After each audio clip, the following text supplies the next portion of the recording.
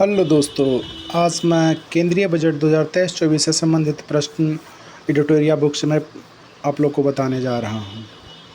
केंद्रीय बजट 2022-23 को वित्त मंत्री श्रीमती निर्मला सीतारमण द्वारा संसद में कब पेश किया गया? इसका आंसर होगा आपका 1 फरवरी 2023। केंद्रीय बजट 2023-24 का बजट का आकार कितना था? तो ये था आपका 45 करोड़ 3,097। वित्तीय वर्ष 2023-24 में राजस्व खर्चा का बजट का अनुमान कितना था? तो ये अनुमान आपका था 35,02,136 करोड़, ऑप्शन 1। वित्तीय वर्ष 2023-24 में राजस्व प्राप्ति का कितना बजट अनुमान था? तो ये बजट अनुमान था 26,32,241 करोड़।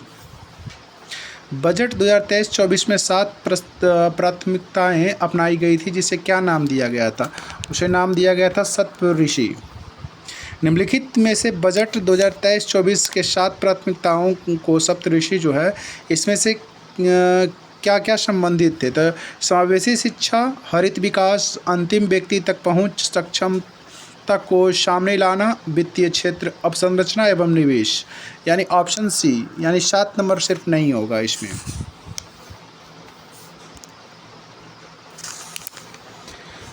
इस बजट के अनुसार भारत सरकार ने किस वर्ष तक स्किल सेल एनीमिया उन्मूलन का लक्ष्य रखा है? तो ये लक्ष्य आपका है वर्ष 2047।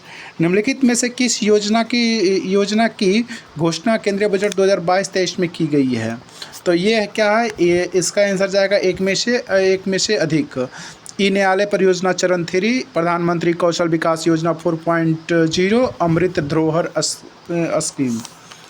नेक्स्ट क्वेश्चन नंबर 9 है कि उच्च गुणवत्ता वाली बागवानी फसल के लिए किस कार्यक्रम की शुरुआत की घोषणा बजट 2023-24 में की गई है? तो इसका आंसर आपको जाएगा आत्मनिर्भर बागवानी स्वच्छ पौधा कार्यक्रम।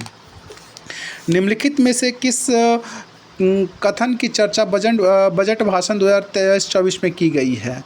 तो ये क्या है? इनमें से अधिक है, यानी कि किया गया कि पीएम सुरक्षा बीमा योजना एवं पीएम जीवन ज्योति योजना के अंतर्गत 44.6 करोड़ लोगों को बीमा कवरेज दिया गया। उज्ज्वला योजना के तहत 9.6 करोड़ एलपीजी कनेक्शन दिया गया और 47.8 करोड़ प्रधानमंत्री जनधन बैंक खाते खोले गए। बजट 2023-24 के अनुसार से नई व्यक्तिगत आय की व्यवस्था की स्लैब 6 से घटाकर कितनी कर दी गई है?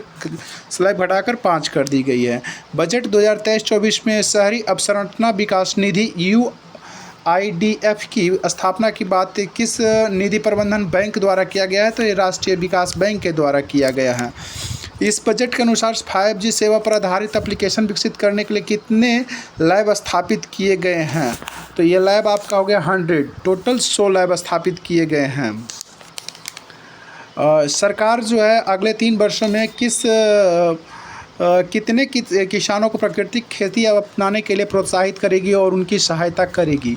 तो ये कितने किसान हैं? ये किसान हो गए 1 करोड़ किसान को प्राकृतिक खेती के लिए प्रोत्साहन और उनकी सहायता की जाएगी।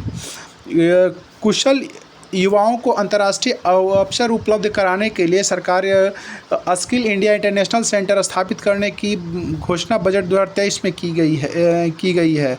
तो ये कितने सेंटर हो गए? सेंटर हो गए आपको 30 सेंटर खोले जाएंगे। क्वेश्चन नंबर 16, भारत में मोटे अनाज श्री अन्न के लिए वैश्विक केंद्र बनाने के उद्देश्य से उत्कृष्टता केंद्र को बढ़ावा दिए जाने की घोषणा सरकार बजट 2023-24 में किए हैं। तो ये क्या? ऑप्शन नंबर 1 आंसर जाएगा। ऑप्शन नंबर 1 भारतीय मोटा अनाज या बाजरा अनुसंधान संस्थान हैदराबाद। उसके बाद आपका नेक्स्ट क्वेश्चन है क्या कि नेक्स्ट क्वेश्चन आपका है कि बजट 2023-24 से संबंधित निम्नलिखित में से कौन सा कथन सत्य नहीं है? तो ये कथन एक से अधिक सत्य नहीं है। 6,000 करोड़ रुपया निवेश करने से पीएम मत्स्य योजना, यानी कि इसका आंसर आपका डी चला जाएगा। इसमें क्या है कि आपका ऑप्शन जो है बी और सी दोनों सही है, यानी सही बी भी हो जाते हैं, सी भी हो जाते हैं, और इनमें से बोला गया सत्य नहीं है, इसलिए इनमें से एक हो जाएगा। क्या कि सरकार को सबसे ज़्यादा धन जीएसटी से आता है, ये सही बात है, और सरकार को सबसे ज़्यादा खर्च जो है केंद्रीय क्षेत्र की योजनाओं पे करना पड़ता है। दोनों सही है, और पहला जो है वो गलत है, इसीलिए बोला गया था कि इनमें से सत्य नहीं है, मतलब कि ये आपका आंसर चला जाएगा डी। आकांक्षी जिला कार्यक्रम के तर्ज पे कितने प्रखंड को शामिल करके आकांक्षी प्रखंड कार्यक्रम की शुरुआत की जाएगी? तो ये टोटल 500 प्रखंड को मिलाकर ये शुरू किया जाएगा। क्वेश्चन नंबर 19, केंद्रीय बजट 2023-24 के अनुसार सरकार ने देश के शीर्ष शैक्षणिक संस्थान में कितने कृत्रिम बुद्धिमत्ता उत्कृष्ट केंद्र स्थापित करने की घोषणा किए हैं? ये टोटल 3 केंद्र खोला जाएगा। बजट चर्चा में किया गया IGOT कर्मयोगी क्या है? तो ये है एक एकीकृत ऑनलाइन प्रशिक्षण मंच है, ऑप्शन नंबर बी हो जाएगा।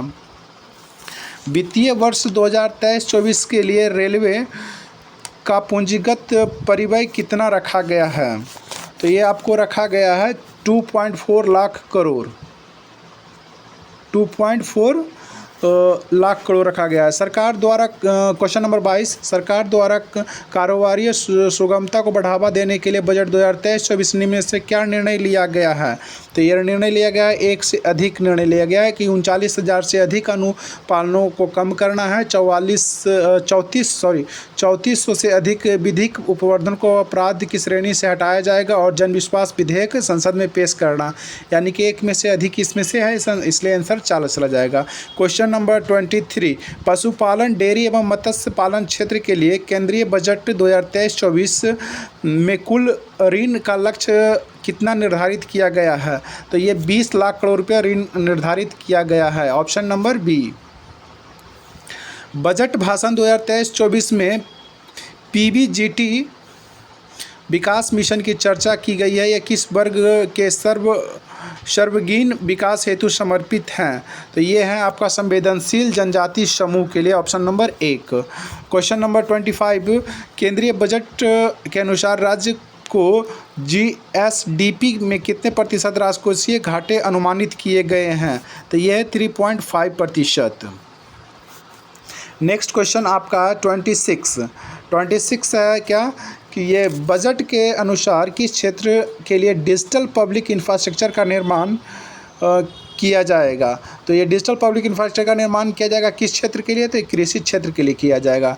क्वेश्चन नंबर 27, निम्नलिखित में से कौन सा कथन श्री अन्न से संबंधित नहीं है? यहाँ पे श्री अन्न है और यहाँ पे संबंधित नहीं है बोला गया है, तो ये किससे संबंधित नहीं है?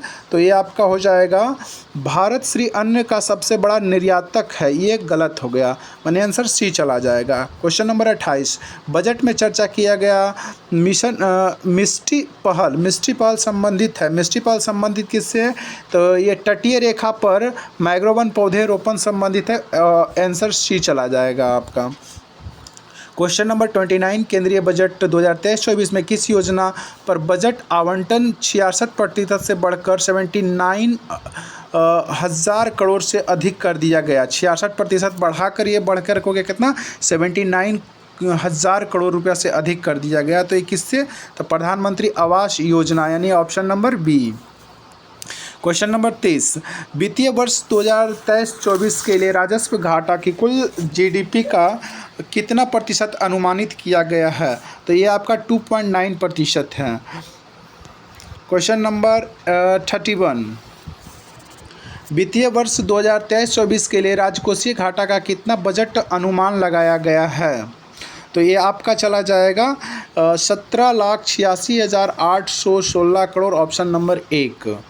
क्वेश्चन नंबर 32, वित्तीय वर्ष 2023-24 के लिए प्राथमिक घाटा का अनुमान लगाया गया, प्राथमिक घाटा कितना होगा? तो इनमें से एक से अधिक हो जाएगा, ये GDP का 2.3%, 1.7% और इतना करोड़, यानी कि दो इसमें से एक से अधिक आंसर सही हो रहे हैं, इसलिए ऑप्शन डी चला जाएगा। क्वेश्चन नंबर 33, केंद्रीय बजट के अनुसार कितने नए नर्सिंग कॉलेज स्थापित किए जाएंगे? तो ये टोटल कॉलेज होगा 157 कॉलेज स्थापित किए जाएंगे।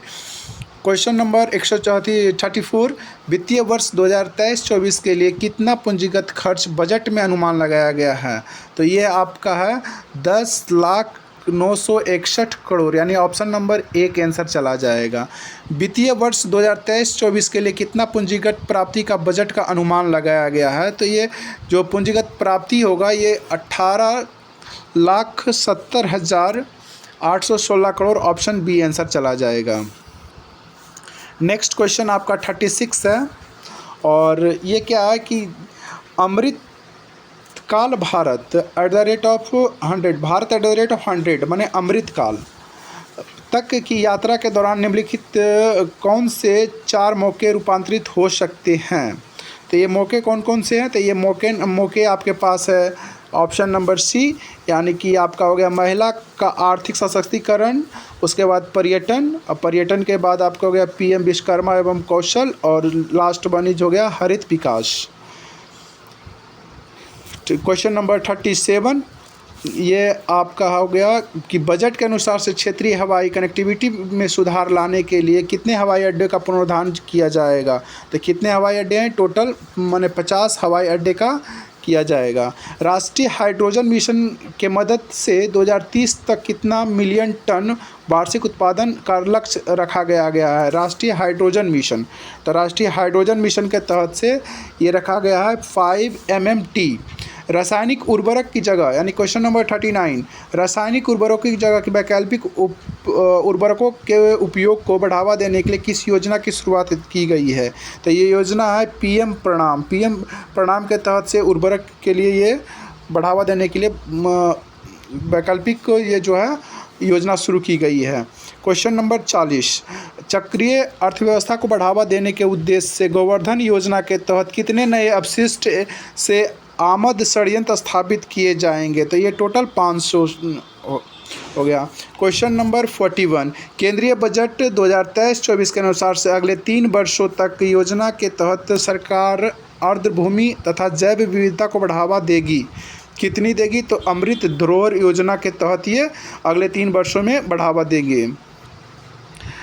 बजट चर्चा में किया गया skill India digital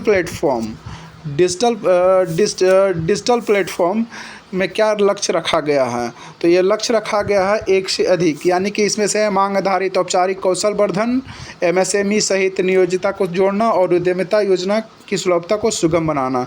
question number 43, चुनौती मोड के माध्यम से चुने जाने वाले कितने पर्यटन गंतव्य को घरेलू और विदेशी पर्यटन के लिए एक संपूर्ण पैकेज के रूप में विकसित किया जाएगा?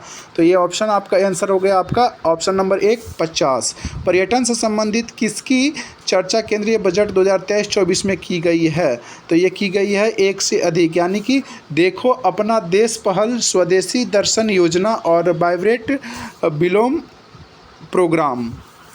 और नेक्स्ट क्वेश्चन है 45, आज़ादी का अमृत महोत्सव अगले 2 वर्षों की अवधि मार्च 2025 तक के लिए किस नई लघु बचत योजना की शुरुआत की जाएगी?